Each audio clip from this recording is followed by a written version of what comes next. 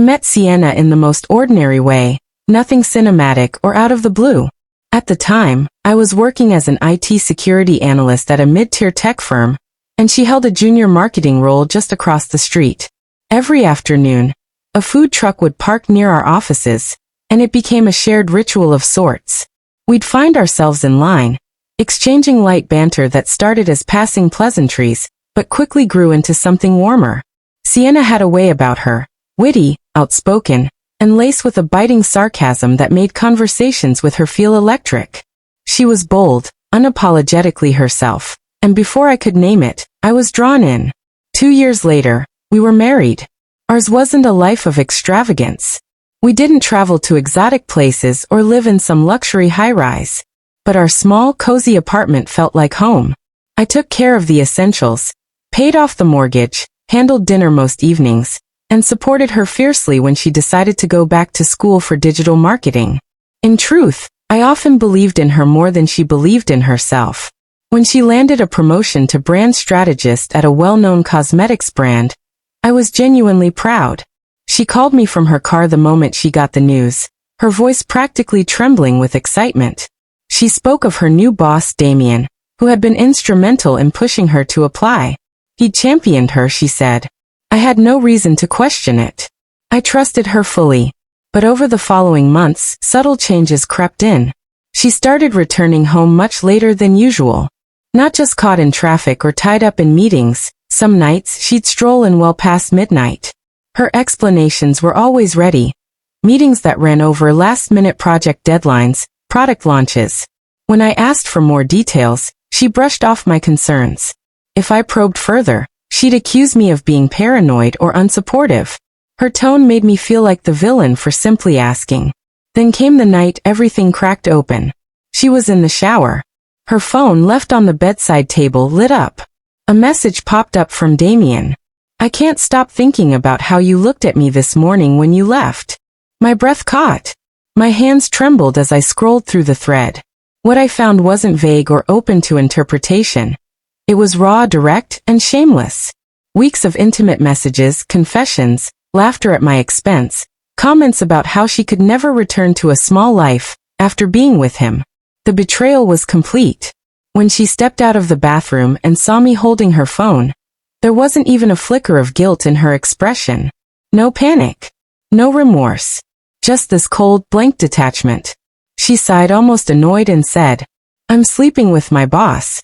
Either deal with it or leave."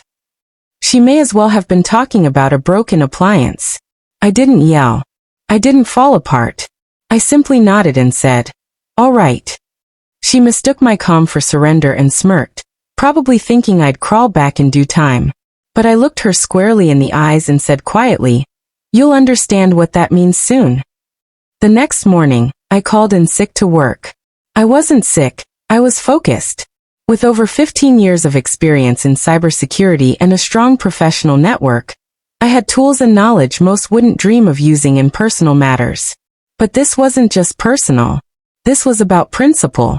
I began with Damien. It didn't take long to unearth some of his buried secrets.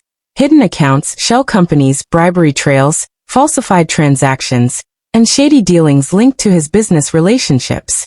I gathered everything, screenshots, IP logs, records, timestamps, and packaged it into a detailed anonymous dossier, which I sent directly to the board of directors at his firm. Within a week he was suspended. By the second he was fired. But I wasn't finished. Sienna had left her work laptop at home once, and I remembered the password she casually mentioned months ago. It was laughably weak. I accessed her company emails, internal documents, expense reports.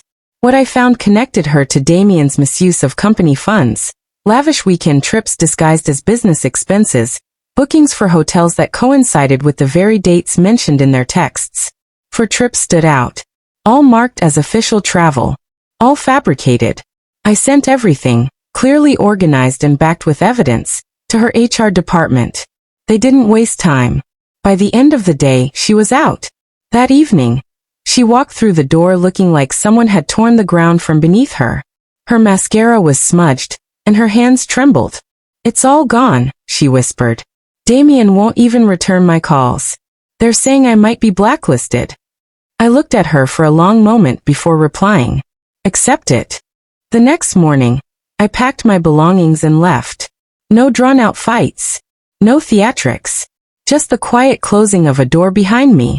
I later heard through mutual acquaintances that she'd moved back in with her parents and taken up part-time work in retail. She sent me one email months later. Just one line. I messed up. I never responded. Some people don't understand pain until it's staring them in the face with no one left to blame. This wasn't about revenge. I didn't do it to destroy her life. I did it to reclaim my own dignity. She thought I'd endure her betrayal the way I'd quietly endured so much else. Softly, patiently, without resistance. She never imagined that the same man who stood behind her, encouraged her, and cooked for her would also be capable of walking away without a backward glance. Once trust shatters, no apology can rebuild it. She took a gamble, betting I would stay broken while she chased something new. But I didn't break. I didn't beg. I simply dismantled the lie. She was living with the same precision and quiet care I had once used to build a life for us. And in the silence that followed, I found myself again.